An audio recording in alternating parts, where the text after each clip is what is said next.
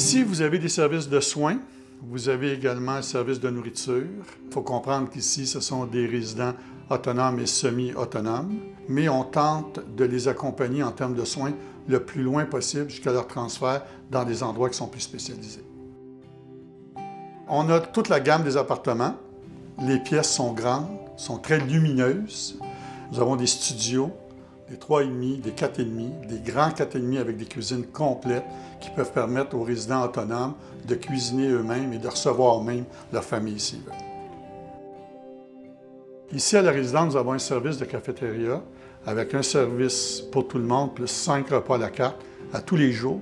Mais une particularité, c'est que les gens peuvent se servir eux-mêmes ou peuvent se faire servir à la table, ce que normalement on ne retrouve pas dans les autres résidences.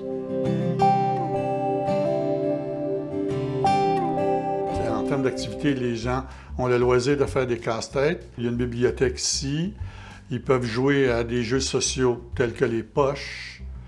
Et ils font également des visites à différents endroits. Ça peut être, par exemple, pour la journée des pommes en automne. Ça peut être pour des festivals d'hiver. D'autant plus qu'on a une directrice des loisirs ici. On a essayé de créer un concept familial qui permet aux gens de se regrouper, entre autres autant à l'extérieur qu'à l'intérieur.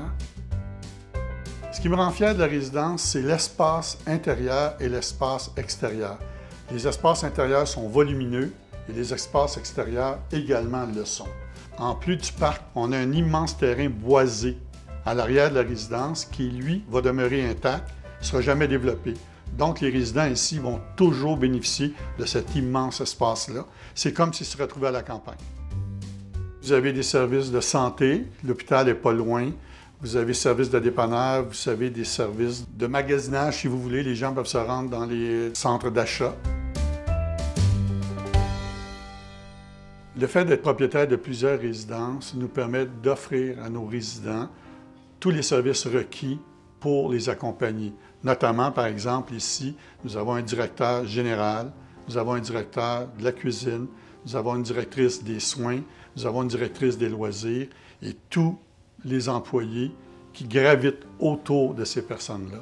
Et ça permet à nos résidents d'évoluer dans un confort et dans un climat de sécurité. Ce qui est passionnant dans la gestion de résidences personnes âgées, c'est le côté humain des choses. Vous êtes en affaires avec des gens dans un concept totalement humain.